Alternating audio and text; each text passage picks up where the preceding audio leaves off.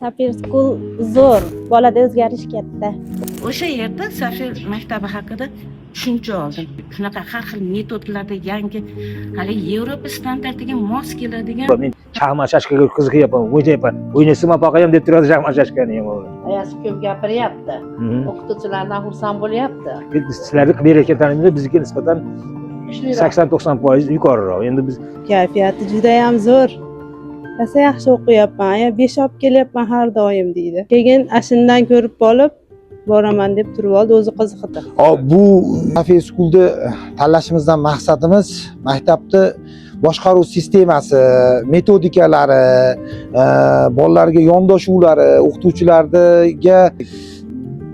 bolalarga berayotgan ta'limlari juda yuqori hisoblanadi hozirgi kunda. Assalomu alaykum opa.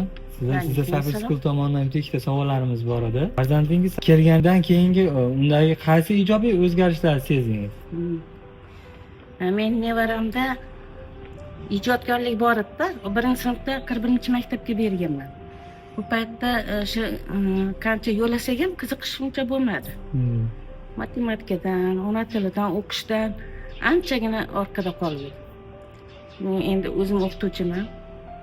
Bilaman qanaqa o'zlashtirayotganimni. Keyin nevaramni bog'chasiga borib turib, Dilyor beda uchratib qoldim. O'sha yerda Safir maktabi haqida tushuncha oldim. Berganimdan beri mana shu bir haftada bilindida bolam shu qadar qiziqyapti. Maktabga borishga qiziqmas edi. Paragol qilsa xursand bo'lar edi. U yerda endi Safir maktabida o'qituvchilar juda ham har xil metod bilan, hali o'yinlar bilan o'rgatdi-da, men kuzatib turibman. Dilyor bedam kuzatib turibman. Hali xuddi maktabda ichida turgandek qiziqishlarini ko'rib turibman. Shuning uchun haligi har tomonlama shaxmatga, hamma yoqqa. Hali taekvondo deyapti, kiyimlarni olib berdik. Shunday qiziqishi.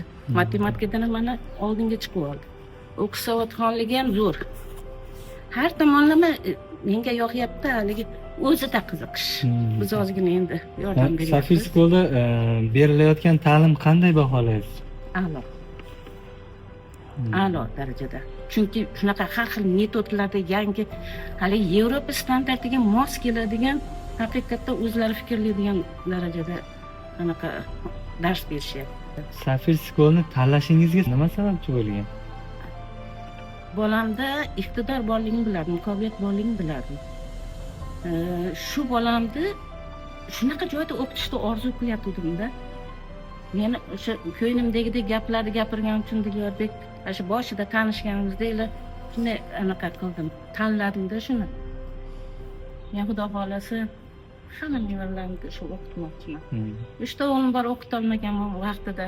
O'g'illarimga aytdim, bolalaring hammasini o'zim o'qitaman, xudo xolasa pensiyam bilan deb. Men aybimda xuddi bolalarimni oldida o'zim aybdor his qilaman. O'qiydigan bolalarni o'qita olmadim. Sharoit bo'lmagan. Endi mana sharoitim bor. Hamma narsadan ta'limga tikmoqchiman. Mablag'imda-da, o'zimning mablag'imni ta'limga tikmoqchiman.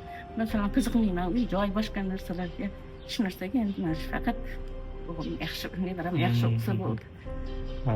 Safir School'da boshqalarga ham bir tavsiyangiz bormi? Tavsiya qilasizmi? Ko'p tavsiya qilganman. Jiyanlarim hammasi o'qitmoqchi bo'lyapti bu yildan keyin. Mana shu o'zim marhamatliman. Juda ham ko'p aytaman, doim aytaman. O'sha monitoring natijalarini aytaman, yozuvini ko'rsataman. Yonimizdagi o'qituvchilar bor. Haftada bir marta kelinglar, men bolamni bir ko'rib qo'yinglar yozuvini deyman. Sizlar ham bir tekshiringlar. Men boshlang'ich o'qituvchisi bor, matematika o'qituvchisi bor. Jiyanlarimga hammaga aytaman. Maktabdagi oldingi ishlagan nimalarimizga ular ham qiziqishadi. Meni tavsiyam bilan bir ikkitasi kirdi ham maktabga. Xudo xolasa yana kirishadi. Assalomu alaykum Hoji tog'a. Safir School maktabimizga nima sabab bo'lgan ularni bergani? endi bog'chada bo'lishi siyrali bo'lgani uchun o'sha bir chiroyli maktablarda o'qitaylik degan niyatimiz bor edi. Qarasak aylanib o'rgilib shu zonalarda bo'lib qolgan ekan, ayniqsa mayda bog'chada o'zining jamoati bor degan şeyda bog'chada shug'ullanib yurgan uchun nevara qizim.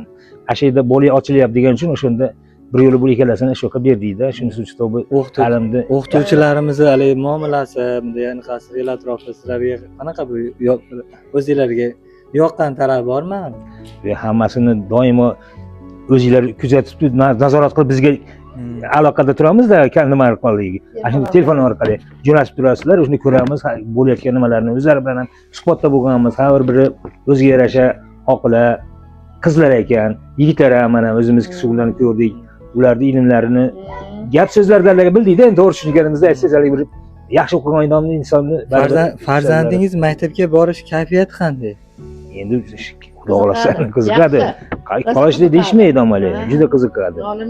Bugun falonqa narsa bor, ertaga falonqa narsa bo'ladi. Men shaxmat shashkaga qiziqyapman, o'ynayapman. O'ynaysam paqayam deb turadi shaxmat shashkani ham. Nevaram, xudo xohlasa o'ynaymiz ham birlashib deb doim qo'llab-quvvatlab turamiz. O'qituvchilar ham yaxshi, Xudoga shukr. Ayasi ko'p gapiryapti. O'qituvchilardan xursand bo'lyapti. Yaxshi, Xudo xolasa. Farzandingizni ta'limda eng katta yutug'i sizningcha nimada? Endi o'sha o'zi sizlarni berayotgan bilimlarni, ta'lim tarbiyalarida birinchi o'rinda. Endi o'zimiz ham ancha-muncha deb turibmiz. Sizlarga berayotgan ta'limlar bizga nisbatan 80-90% yuqoriroq. Endi biz kech paytda keladi, shu ertamadan yana ketadi degandek.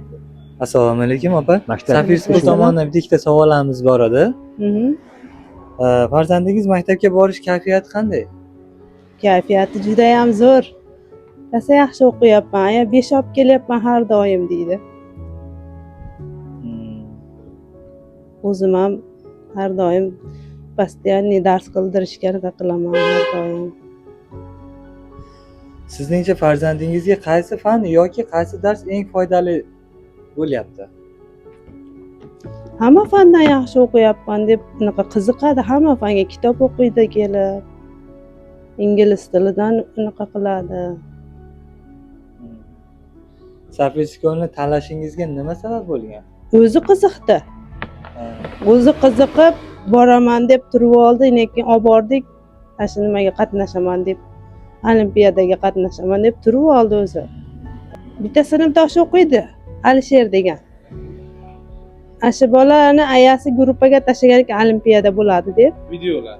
Ha, maktab gruppasiga. Keyin ashundan ko'rib qolib boraman deb turib oldi, o'zi qiziqdi. Sizning farzandingizga qaysi fan yoqadi? Matematika bilan ingliz tiliga ko'proq qiziqyapti. Safir Schoolni tanlashingizga nima sabab bo'lgan? Safir School zo'r, o'qituvchilari ham, bolani ilmga anaqa qilishi ham bizga yoqib tushdi, ma'qul keldi. Shuning uchun berdik o'g'limizni. Lekin zo'r, bolada o'zgarish katta. Xo'p, rahmat. O'qituvchilar munosabati sizga yoqadimi? Ha, yoqadi, zo'r. Xo'p, rahmat katta. Juda e'tiborli o'qituvchilar. Xo'p, rahmat. Assalomu alaykum. Va alaykum assalom. Yaxshimisiz? Safir School tomonidan bitta savollarimiz bor edi. Sizning farzandingizga qaysi fan yoqadi? Biz farzandimizga Safir Schooldan endi hamma fani yaxshi fanlar, hamma fanda qiziqib o'qiydi. Maktabdan ham qolgisi kelmaydi. Alohida fan tanlagani menimcha ingliz tiliga ko'proq yondashadi. Xo'p, rahmat. Safir Schoolni tanlashingizdan maqsad nima? Bu Safir Schoolni tanlashimizdan maqsadimiz maktabni boshqaruv sistemasi, metodikalari, bolalarga yondashuvlari, o'qituvchilarga bolalarga berayotgan ta'limlari juda yuqori hisoblanadi. Hozirgi kunda shunga tanlaganmiz. Rahmat katta sizga.